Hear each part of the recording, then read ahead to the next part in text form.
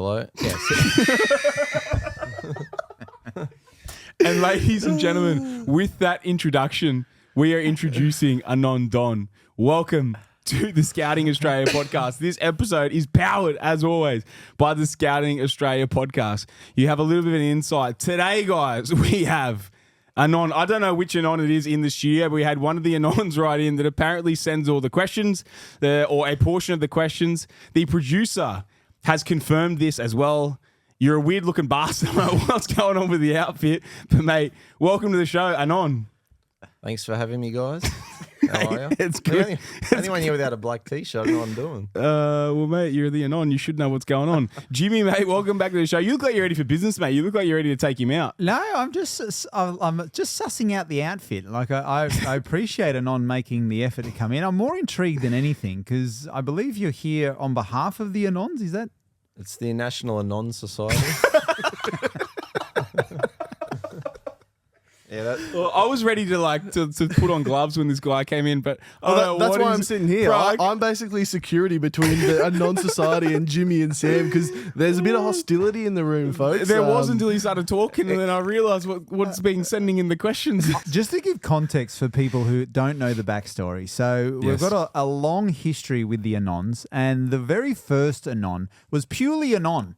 Right, and they it was an anonymous question sent in by the listeners. It was, and all the questions from Anon gradually started to provoke Sammy because they got a sneaking suspicion. Is this where the bull shark came from as well? I think so, because Sammy would get really fired up, and then Anon's questions got more and more antagonising, and that's when we said, "Geez, you really jumped out," and that's where the bull shark was born. So your society is the reason why we have the bull shark. So I owe the Anon something. You do. So thank you. we're a very proud society. Yeah.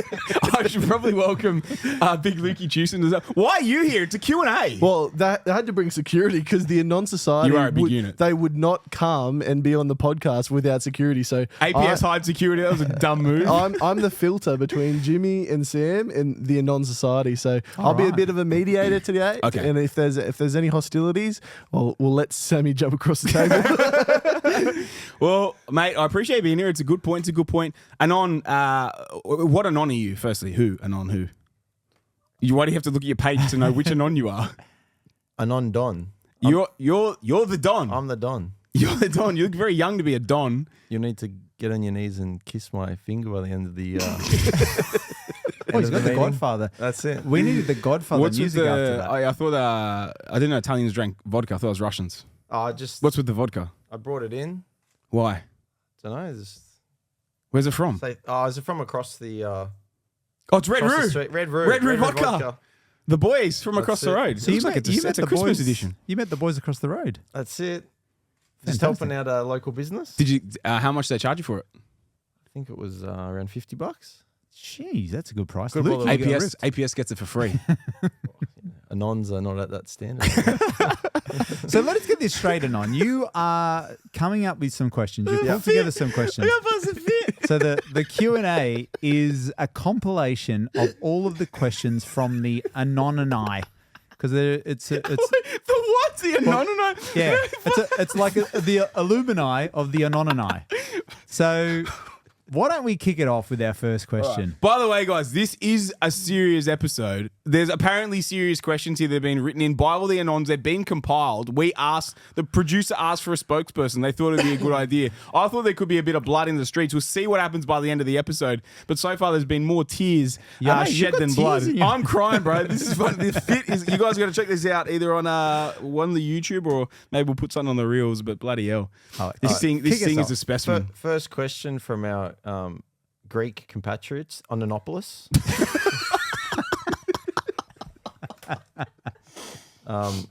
From Anonopoulos. I don't really feel there's any opportunities in the market right now.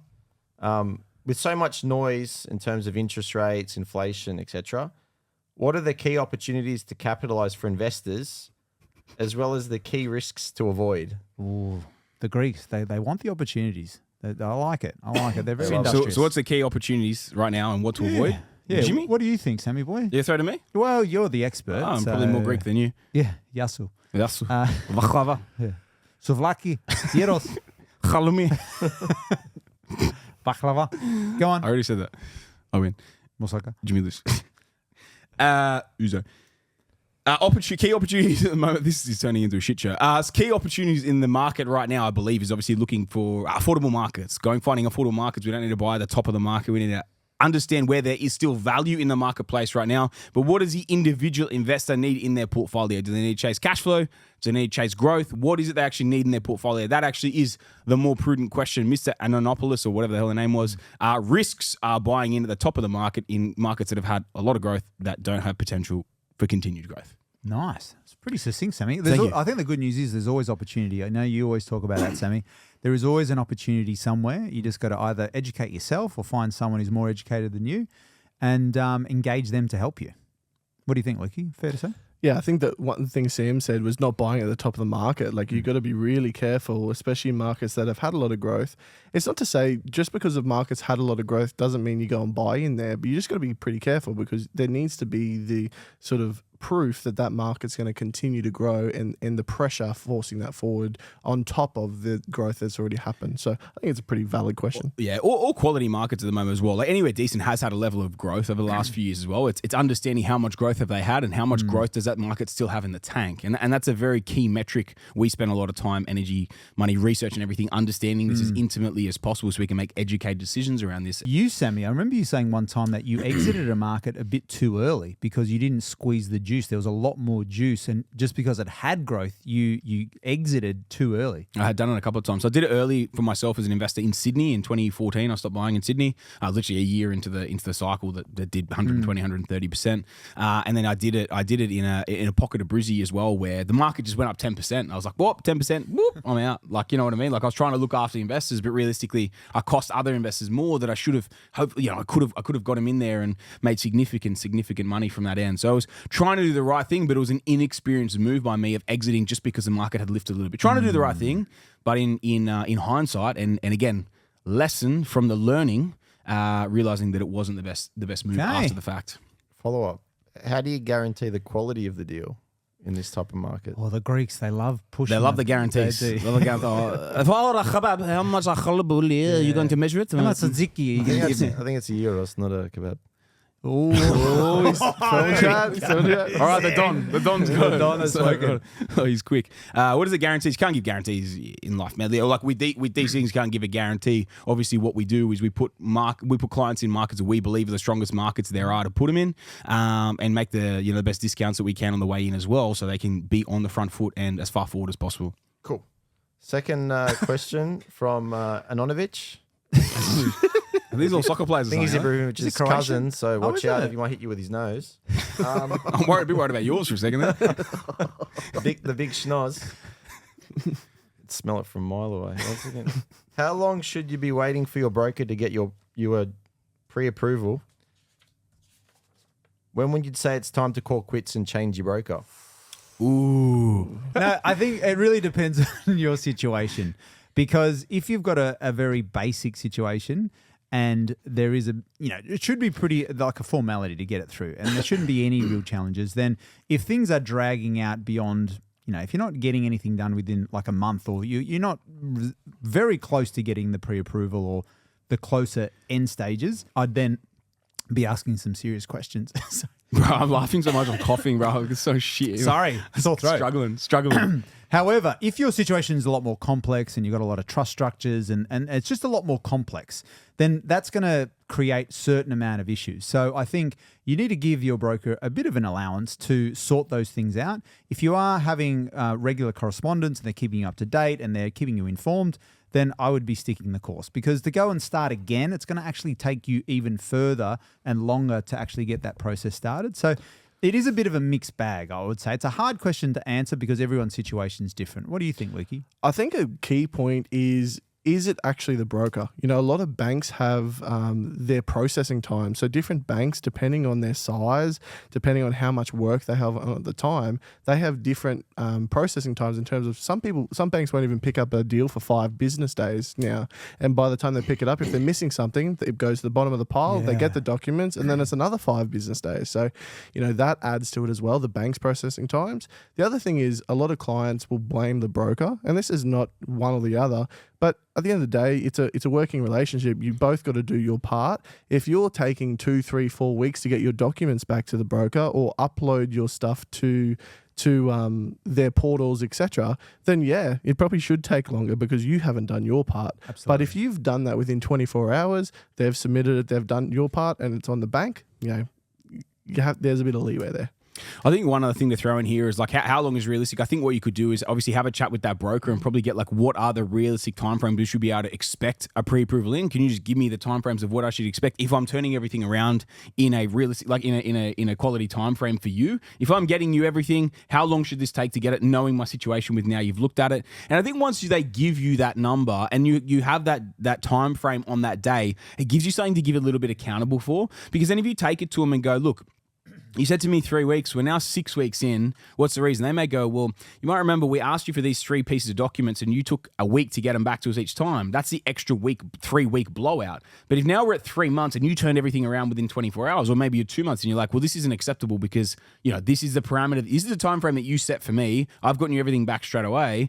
There needs to be some movement here. Or I'm gonna have to move on. And I think having that chat early, and I wouldn't leave it to 2 months if they said 3 weeks. And I think this is one of the things you can keep them accountable for. And it's just realistic. You know what I mean? Like we're effectively people treating their portfolios like a business. They should be doing these things quickly, keeping on top of it. It's all part of the game. So they are a piece in your puzzle. Like we expect a result from that side as well. So I think the respect still needs to be there on that end. But then at the same time, respect goes both ways. And if you give a time frame, if you don't meet it, you got to give her a decent answer as to why not. All right. I think the Anonovich, we've answered his question. They're quite clean questions at the moment. I think they're obviously very serious, the Anon Society, Apparently. to get some really good answers. Sometimes I've thought Anon the Don here was either a zombie or dead because he just sits there like and he's got the sunnies on. There's no movement. I keep wondering if he's dead or he's got the grey hair. I'm scared in front of you, Sam. Yeah, he's an intimidating figure. That's Go it. on. Where did you get the hat from? Hat's impressive. Oh, it's just a mate does his own brand. Give him a shout out. Actually, no, don't. Fuck the Anons. No, go on, give him a shout out. Oh, and that if you want to check out their stuff. And it's Ras? good. And that. Or end that. Yeah, it's a good Oh, brand. NDAT. That's it. Okay. Very good. And All right. Next question. Are we likely to see similar conditions like COVID again in the next sort of decade? who's this one from? Anon Steve. Anon Steve. Oh, wow. Steve. This is a Greek. The Australian Or contingent. Aussie. Estonian contingent, yeah. Yeah, Is it Greek from or Bacchus Aussie? Marsh. There's a lot I think of it's from Bacchus Marsh. So what do you think, Sammy? The COVID. Marsh. You're talking. Are you saying that because COVID was a very easy time for a lot of investors to get into the market? Is No, that I what Can you you're- read the think- question again, please? I think COVID was a challenging time for people to understand what was going on. They probably at some stage thought, it's difficult, distance, I don't know what I'm doing, I can't see the property. Maybe using a BA at that time, you didn't know what to do, etc. Do you think that type of period where it was difficult to get into the markets because distances, or maybe you sort of didn't understand what was going to happen? Do Okay. you think that'll happen again? Man, it's a tricky thing to call because COVID, right? It was a very different. It was a almost like a once in a generation sort of event that came through. It's something that's unforecastable and that really kind of changed the world for a solid 2-year period where we're all greatly affected by it. So, oh man, we're crystal ball gazing, trying to say like yes or no, something like that might happen again. Political and environmental and all that sort of thing, like these sorts of things always do happen over time. So like something probably will happen at some point in the future that will greatly impact the market. But I mean, you look at right now with the stock deficit, like, okay, BAs were in that time of COVID, like cross borders, relationships, potentially should have had boots on the ground at different times as well. But now we're playing in a time where stocks at a ridiculously tight period. And like, it's not any easier now than it was back then either. So, man, I think it's just a relative time, relative sort of position in the environment. You boys? Yeah, I was going to ask you, Sammy. So, because obviously COVID, that interest rates dropped to such a low percentage and never seen before. So, the likelihood of that happening, going back to those levels, is pretty limited, wouldn't you say? Say that again, sorry. The interest rates, interest rates obviously to stimulate the economy. Interest rates were dropped to create. Again, man, it's always levers. Like we've had this discussion before. Like government levers, that You never know, and prudential regulator levers as well. That obviously they have to pull to stimulate the economy. So if anything drastic ever happened again, where the economy did look like it was bottoming out, this is why they have levers to help stimulate the economy, to put cheap money in the economy to get it moving, like they did, and it worked. And here we are. Yeah, I'd never say never. You know, I think there will be corrections, a long time. If you look at the last three, you had the .com crash, GFC, and then COVID. You know, we will have something in 10-15, another 10-15, like something will happen to correct the market. No one knows exactly what that is. The last three were very different to each other. So I think, never say never, but there'll be corrections. Obviously, we learned from COVID, good buying time. If you bought in the .com crash, you've made a lot of money. If you bought in GFC, you made a lot of money. If you bought in COVID, you made a lot of money. When the market corrects, if you're in a position to take advantage of it, then it's a good time usually. One quick little thing I was saying, that if you bought in the right markets at that time, Correct. you made a lot of money. Caveat. What else have you got for us, Mr. Anon Don? This is from One Ton Anon. Jeez, what is it? terrible. What is it? One Ton Anon. I'm not a good spokesman, am I? I'm struggling here. One ton No, Anon. you're doing well. You're doing well. You're doing well, mate. You're doing well. You help us buy properties. Will you help us sell our properties? Pretty straight out.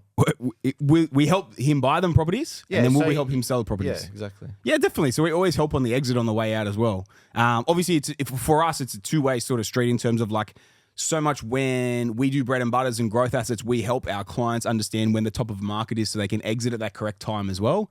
And yeah, man, it's massively part of our strategy and our game plan that we help our clients with is the exit as much as the entry. I was going to say, just a further extension to that, some people were saying, okay, so do you manage the situation of buying the property? Would you manage the relationship with the selling agent? We can definitely help recommend, but like, no, we don't effectively like manage the relationship on the way out.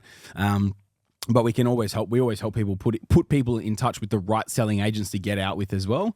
But yeah, man, obviously that's a process they have to go through to then go find the buyers, on the back end as well. So a lot of the time, the agent that you sell through is not necessarily who you buy through too. You want to sell through someone that wants to get you top dollar, and he's not just a volume game, selling off market for discounts, etc. So. Yeah, we also track the markets that, we're buying in for clients. So when we see a good time to be exiting, they're conversations we're having with those clients that have properties in those markets. So Okay, great. Cool. Next Nice. question. This is from Anon Ron. He's been complaining that does he work at Macca's or what? he's been on the books for a while and he wants to get a deal. So what are the current timelines to get a deal, and are these being delayed because there's too many clients? Throwing bombs. Jeez. How long has Anon Ron been on the books for? A couple of weeks, I think. Couple of weeks. Big Ron. For one, Anon should check his expectations. For one, he's been on the books for a couple of weeks. What I would say is timelines are relevant to the stock deficits that we have at the moment. So obviously, we're not going to run with like a skeleton client list, because if we want to make sure we have clients when we find the correct deals, and different deals suit different buyers. So we're never going to run with a skeleton client list. We always run with a healthy enough pipeline so we can source the correct deals and correct time frame, but then always have the right buyers ready there, so when the right deals come through, we can place it. And it always depends on what the deal type is. Obviously, in that round table sesh we did in the middle of the year, the end of financial year round table, we ran through Morgs, I think, brought it up around the foundationals and how key a piece of the puzzle they've been for a lot of clients, of enabling them to get in a lot quicker, and that enables a lot of effectively it kind of helps spread what people want to buy as well, because it's quicker into the market but a lower discount, and then some want to wait a little bit longer for a bigger discount. So it really just depends what Anon Ron is chasing and at his price point. Sub $400,000 in this market right now, it is a really, really tough bracket to source within, and that is what can take a while. But if he's only a few weeks in, I'd say he's going to be fine in terms of timeframes. We're always trying to source within the correct timeframes that we always specify, but it's specific to price points and it's specific to the deal types that people are wanting as well. Cool. Anything you boys want to throw in on that? I think you nailed that, Lukey? Lukey. I think the Anons, they love to leave all the details out. They don't give any specifics to give away who they are. They're just trying to throw a bit of burley without anything to... They're just trying to fire you up, eh? I like that. Stay out of it, bull shark. Whale shark? Right. The Whale whale. He's shark? called you the whale. Whale shark. I've seen you smashing down the steaks a couple of days ago. He's been spying on you. Mate, they saw some beach whales out of Geraldton the other day. You better get out there. When did you... when were you watching me? Through the binoculars? How do you know I had steaks a few days ago? Just, anonymous. So you're an Big anonymous society, stalker. big society. So you're an anonymous stalker. That's it. Do they all dress like you? They dress better, I think. I fucking hope so. Most of Didn't dress any worse. Most of the best looking guys are bald, so So why you got so much hair? He's going to On shave to the it. next He's gonna question. shave it. Go on. What's next? He doesn't rate the deadpan. Obviously, you guys have the school of. Who's this from? This is from Anon John. Anon John. Oh, who's, Johnny. who's Anon John to you? Is it just a society? No, John John's about one of our members. Which chapter is he from? Oh, no, he's one of the he's one of the disciples, apostles, whatever it is. The Anon He's disciples. he's part of the religious. John's a good Catholic name. Yeah. Okay. So you got Sam, obviously, and Jimmy the Toadfish. You got Luke in there. Wait, what is it? Jimmy the Toadfish and Sam the Whale Shark. That's what our members are mentioned. Toadfish. Wow. Obviously, you guys have the School of Property. Why do I need the School of Property if I'm leaning on Australian Property Scout to provide me with information? Like, what's the benefit for me? Oh, That's not a bad question. Jeez. Either you boys want to jump in? Well, I'm a toadfish, so I probably can't. Sammy, I know that School of Property is dear to your heart. Yeah, why do you think there's value there for these listeners instead of just if they're paying you a fee? I think is that what you're saying? Is that what John's saying? He's paying a fee.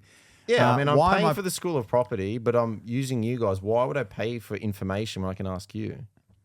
Because, man, what I found, the biggest thing that I found is that people, it's an entire journey. You know what I mean? And like we look at School of Property, there's 90 odd videos at the moment. There's 80 hours odd of content. Man, there is so much in there that like, the client is never going to speak to me that many hours. You know what I mean? Even in a lifetime of the journey, they're never going to speak to me for that many hours. The idea of it is to also future-proof their knowledge base. So there's things that's going to happen in your portfolio that you don't even know are coming yet and that are going to come through and happen to you in your journey and in your portfolio, that doing School of Property and learning, you are going to preempt these ceilings and these mistakes before you make them. Now, obviously, we can help you build the portfolio as much as we can. But a lot of the time, we're not going to be helping you so much with the management side. And that's just because it might be 6 months between buying. Or maybe you buy two and maybe it's 6 months, 12 months between buying of when we might get a granny completed and a reval out and all the rest of sort of stuff. So if we're running on that and you getting educated and these things are popping up and you're able to either preempt them or make things happen in the meantime, and no one is going to know your situation better than you. So Anon John, you know, his situation, there may be things in his scenario, in his portfolio that we don't know about, that he hasn't disclosed about, and that hasn't really been picked up. There might be an avenue that he might be able to push to make himself another $100,000, $200,000 out of the portfolio or more from that compounding effect as well. So really the key thing, man, is like, and this is really why we kind of brought it in, because originally I was brought in, it's like, if people want to do it, they can do it sort of thing. And then we realized like almost how mandatory it was, that people really needed to understand it, because yes, we can help you build it. But like what we found was so many people, they do 1, 2, 3 deals and then they just almost get like a little too stuck in it. And like, all right, 30, 40% of people would keep pushing and we could keep moving and stuff, but the others, they get stuck in the weeds and they let everything bring them down. And learning all these different things, different strategies, ways to apply it, it keeps them sharp, it keeps them educated, it keeps them pushing forward, it keeps building that knowledge base so they can keep leveling up as an investor. Now, this is the biggest thing. Yes, we will help you execute. We'll put you in the right location. We'll buy the right property for you at the right price. But the education piece is the thing that we can't spend that time training you to become a high-level investor. And what you'll find, and I've had guys here who literally have 10-plus property portfolios who've watched it and gone, holy fuck, I did the last 10 years wrong. And even though they've done well, they're like, this is changing the game and changing the way I'm looking at this thing and what I can actually achieve out of my portfolio. And then it's completely bringing this paradigm shift around of what they can now achieve and then go out there and do in the portfolio. Generally with us, some people like to do it themselves. School of Property obviously is a separate arm as well, so people can do it if they're on their own journeys. But what we find is even with the people obviously using our services and working with us, that education piece takes them to the next level of understanding at every point. That's what you got to remember, whether you're a beginner or whether you're advanced. You know, we're talking 10, 20 plus properties. You're going to learn something from this. And that's what I literally say is people at all walks of life who have done this and all levels of investing have watched it and gone, they send me a message, go, man, this lesson is easily worth 10x what this thing costs. And then a week later, oh man, this one and this module and these lessons, 10x again. You know what I mean? The return on investment of having access to everything that's in this data vault, man, realistically, unless you've got a portfolio bigger than mine, you're going to learn something out of this thing that will impact your portfolio in a positive way. I mean, you talked about lack of education, especially with people with, say, 10 properties. What's the biggest mistake, or the most common mistake they make while scaling their portfolio themselves? You have to sign up for School of Property. No, I'm joking. So we obviously did the Common Investor Mistakes, the Advanced Edition recently, but so often, man, it's just not understanding how to keep pushing forward in the portfolio. They keep buying in the same locations. one of the biggest things I've seen is like they get really good wins in a location, so they keep buying there, and then they buy past the peak, and then all that money they made on the first few deals, they then lose it by buying others further along in the cycle and then capping themselves from that way. They don't look at the different avenues. They get stuck thinking about purely one strategy, not understanding that there's multiple strategies to keep building it from there as well. Yeah, man, there's heaps of different limitations. Even the team side of things, not understanding the correct people in the team who don't understand. You might think you have a really good broker, but you still get capped. Or you might think you have a really good account, but you still get capped. Or you might think you have a good BA, but how good is it what they're actually producing, and what else are other people producing from that side as well? So it's really just building the knowledge base, man, to take it, that understanding and that education to a different level so you can go to that different level. Literally, man, I'm not kidding you. Like the stuff in my head, the size of portfolio that I built, we're talking 70 plus properties now. I put everything in there, literally everything in there for you to learn how to go to that next level and keep building the portfolio and achieve what you want. And you look at the cost, and realistically the cost is a tiny percentage. If you can just change one thing that positively impacts your portfolio, the sick thing about property is it is a leveraged result. So if you were able to tweak one thing that allowed you to buy one more property that made 300 grand in the next 5 years or 3 years or 100 grand in the next 1-2 years, what is that extra return on that investment? And that's the way I look at it, man. That's why I did it. Like, I honestly don't mind. I don't care at all. If people don't want it, they don't see the value. That's sweet, because like they're probably not going to get to the level they're really trying to go, because they're worrying about the cents and they're not looking at the dollars. Yeah. You don't look at what something costs you. Look at what something's going to make you. And what do you think having 80 hours with me in your head talking to you about all the advanced strategies, everything from the absolute bottom to the absolute top? What's that going to make you? You think the cents is going to make nothing, or the dollars are going to come out of the back of it as well? But also, it's not a static platform either. I think the thing that I love is that with people coming on board, they're going to have lifetime access to it. So, and we do them. You and I have been doing the monthly Q&As, getting back to people's clients. Monthly Q&As. There's 80 videos, but I think you've always said there's going to be at least 100 videos by the end of the year. And then if someone's building out their portfolio over multiple years, I mean, you could quickly see that how that could blow out to 150, 200 videos. I mean, who knows? It's going to be like a constant updated portal about what's actually happening in the market at the time. So I think the value is not just now where you're at, but also growing with you as you grow your portfolio. It's invaluable. I mean, well, this is for most of our members, especially the young members. They're living at home. They're on 80K, and they have 100K of savings. So they want to replace their income with passive income, right? 80 or 100K. How quickly can you get to that point? And sort of how many properties is it? Is it 10? Is it 15? How many properties to reach that point? Man, it's always an individual scenario, right? So you say 80 grand income, 100 grand savings. Yeah. I think you said where does he live? Does he live at home? Lives at home. Oh, he lives at home. No PPOR, just chilling with the parents. Okay. No rent, etc. Decent job. Yeah. Is this you? This is Anon Don secret Anon question. Don, I mean, I'm Italian, probably am at home with my parents. How old are you, Anon Don? You look about 45. Mid-30s. Mid-30s. Single. You're looking pretty weathered for 35, mate, or mid-30s, I'll just say that. Is it the hair? There's nothing wrong with grey hair, Don. It suits you. Okay, so this is from Anon Don. This is from Anon Don. I'm living at home with my parents. Okay. I'm earning about 80 to 100K. No PPOR. I want to replace... Why 80 to 100K? Why don't you know how much you make? Under the table stuff. He's Italian. Of course he's going to get under the table. 100K of savings. How do I replace? In School of Property, there is all modules around replacing different 100%. levels of passive income. But can you give him some value just to help him out? Strategy-wise and scenario-wise, I probably would say that, right? So, like, obviously, School of Property is where we have the how-to series of how to build 60, how to build 120, 250, 500,000. The 1 mil one's coming out soon as well. How to build all these different levels, right? Man, that is probably where I literally go through step by step. Each video is about 40, 50 minutes in terms of literally step by step how to build this thing out.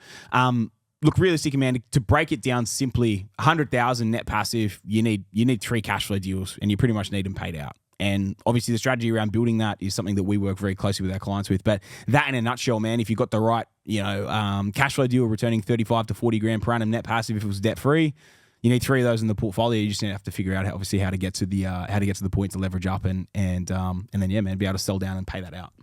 How quickly is serviceability an issue at that type of wage? Man, very early, like very early in the piece, 80 to 100 grand, you have to be careful. But again, I think if you're living at home and you plan on living at home with your mum and dad for maybe the next 10 to 20 years, it probably won't be too much of an issue. But realistically, it's something you definitely do have to take into account. And you probably want to get in and build the foundations out first, even though, look, serviceability is going to become an issue. If you've only got 100 grand, whilst 100 grand is a good amount of money, realistically, you want to try and multiply that and replicate that as much as possible so then you can get that back, get that out into the marketplace. Even if you did hit a wall sooner, if your income doesn't change in that time frame, you will undoubtedly run out of serviceability before you get there, unless you take some slower sort of steps in the strategy. But again, that's something we can, obviously run through, or you can run through in your own time in School of Property, mate. I will do. Thanks. Very good. Last question. From here we go. Anon Society. So, hello, boys, all three of you. Whilst I am an Anon, I do actually love the podcast and love you boys. Oh, hey. What a finish. Especially Luke. That's why I sit next to me. He didn't even know Luke was going to be on the potty. Do you love Lukey, or are you just scared of a bear hug? He's a big guy. He's a big unit. Big lad. I have around 70K. I said 100 before. I've spent it all. I have about 70K, and I'm trying to make a decision. Do I use a buyer's agent or APS to buy a property, or do it myself? It's a great question. And I feel for the young fella. Who's this? Anon who? It's my brother. Anonini. He's Anonini. Your grandmother or your brother? Both. Anon. Anon Bambini? All right. So he's got 70 grand. I'm guessing he's still living at home as well. Yeah, he's living at home. Okay. You guys share bunk beds?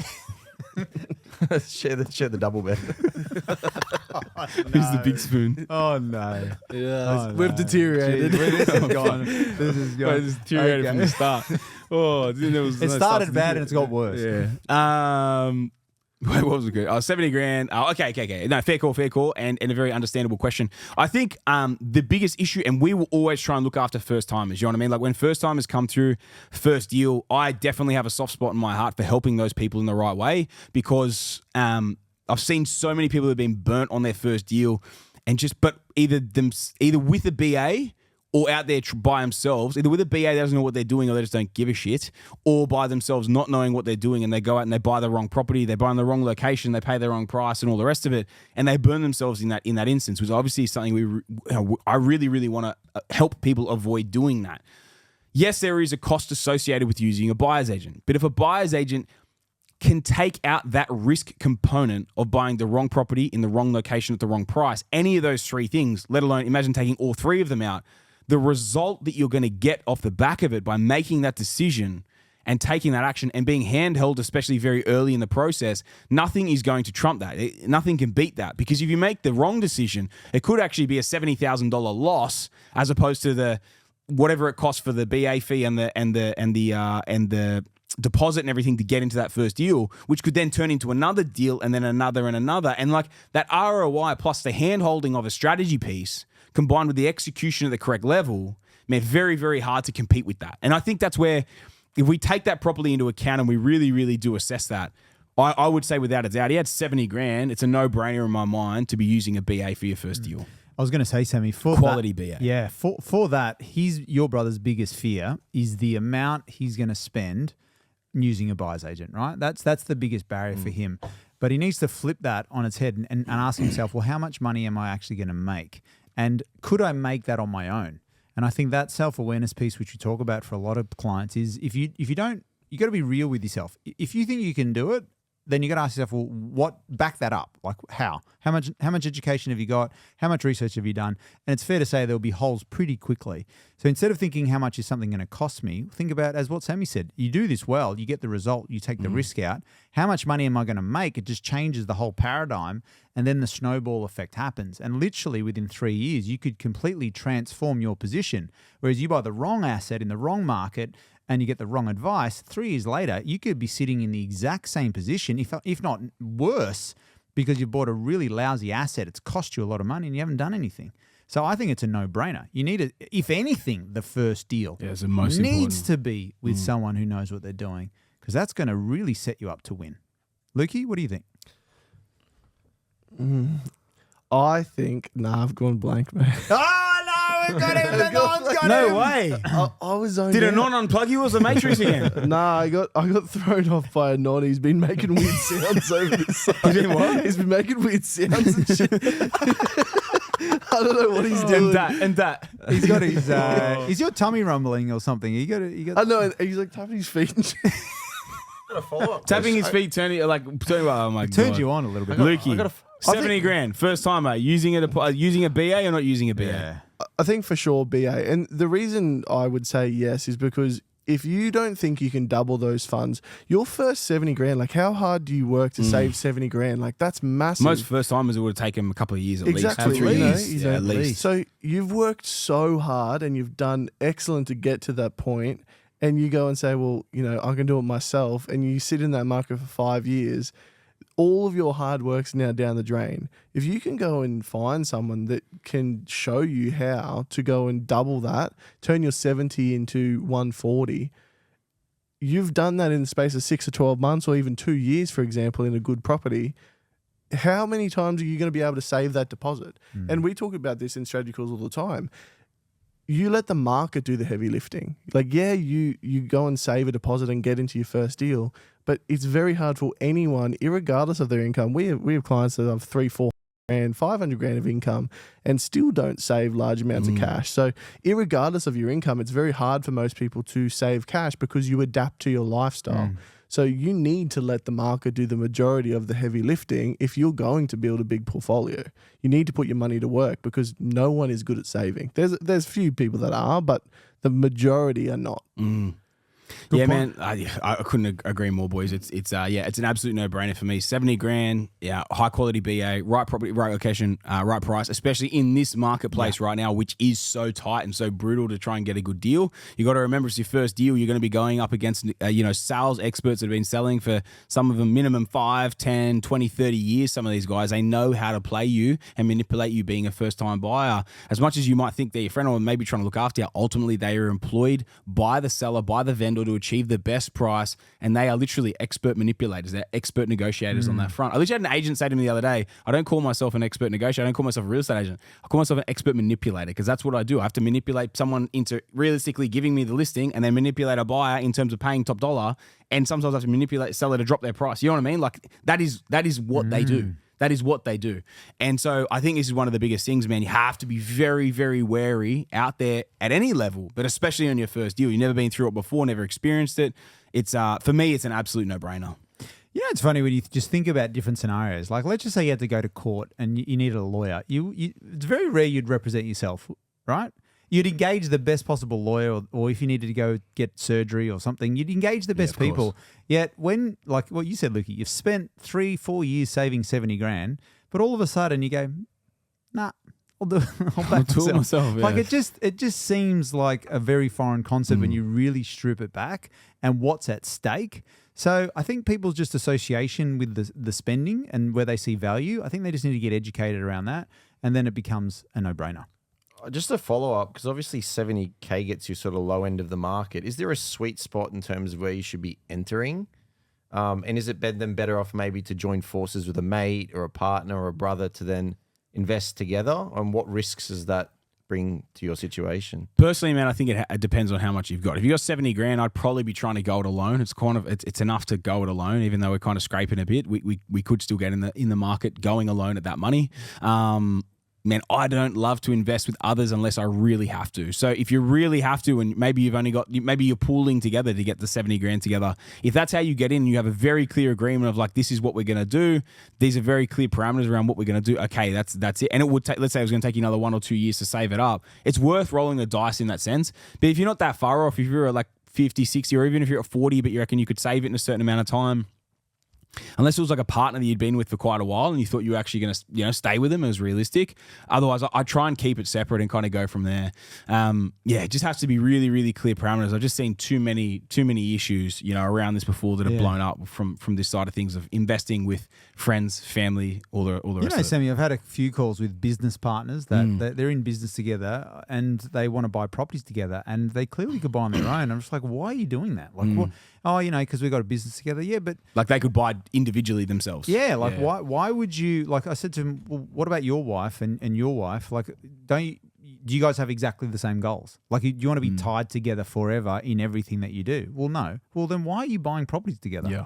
It just doesn't make sense. I mean, if you can buy on your own, always, 100%. People always underestimate the issues that may happen, and they think it's going to be easy. Like but people exiting at different times. yeah, and- you like what you want compared to what Anon Ron wants, compared to what Wonton wants. Try and say that. Compared to everyone else. I mean, everyone's got We something. know what that Wonton wants. he wants a kebab. I feel like the clearest issue with investing with other people is the servicing side of things. Yeah. You get half the profit and half the property, but 100% They take of the 100% debt. of the debt. Can factored you against explain you. that, Lukey? Because I don't think people understand that. Just very quickly. Yeah, What that means. Say, for example, you go 50-50 with a joint venture, friend, etc. You both buy the property together and 50% ownership each. But technically, in the eyes of the bank, you both have 100% of the debt factored against you if you're going to move on to do another property or do something else. And the reason for that is if one of the party disappears and can't pay, then you're liable for all of it. So the bank factors that 100% against you, irregardless of if you own 50% or 100%. So that should Beautiful. shoot it in the right then. That should shoot it. So we had a wrap, boys. Is that Anon fucking the Don? You got anything else you want to go through, mate? Are we done? couple of What? Whoa, what the hell? Jesus. What's- Did you just pull them out of your trunk? Got to double the size of my package. All right, rapid got the fire. salami. Rapid fire. Rapid fire Wait, questions. rapid fire? Do we have music? Oh, we got the rapid fire music. Wow. Okay, go. let's go. This is for Sammy boy. This is pretty slow rapid fire. When you go to the gym, do you train legs? Bigger than yours when I saw you walking, little pipsqueak. Next question. Is Jimmy really as old as you make him out to be? I think he looks incredible actually for 23. Oh, correct. For 23, but you Yeah. fucks for 23. You're 23, I'd want to kill I've myself. had a good life. I've had a good life. Next question. Drop me pie, Sammy that G. is. Rough life. Huh? Did you only hire Lukey because you were scared he would beat you up? Correct. I was scared he was going to eat me. Sammy, do you have more energy since starting your vegan diet? What's vegan? I don't think he's ever seen a leaf in his life. I've seen you. I think that's it. Is that it? Is that it? Have you got anything else? Oh, it was a short and sharp. Oh, very I like short and that. sharp. Okay. You bring his own questions, doesn't even know what it's on him. Well done. Well, thank you very much. Give us a cameo one. Give us one final question that you really want to know, Anon Don. You've been sending a lot in. Give me a final question. Just straight out. You guys obviously work in the same place. What drives you guys? Like, what's the? I thought he was going to ask for a job. I Wow. thought he was going to ask for a job. What drives us? Yeah. Ferrari. You? Corolla hybrid. 1.6 litre, 0 to 100, 3 to 4 years. I have one question for the Anon Society. Where are you guys based? And how often do you meet? Based in Loftus. We don't meet that often. A couple Hang of on, times. you're based in Loftus. Loftus is a pretty small suburb, bro. Yeah, I My know. parents grew up in Loftus. I reckon I can Hey. find where they live. Jeez. Might do an ambush. I will. We'll take him out. Get the defender. Let's go straight through the front wall. I don't know what to say. How many members are in the Anonymous Society? Couple of hundred. It's disappointing. Wow. We're not that It's big. decent. It was, you know. It's still I decent. know you're not that big, but I thought it might be bigger.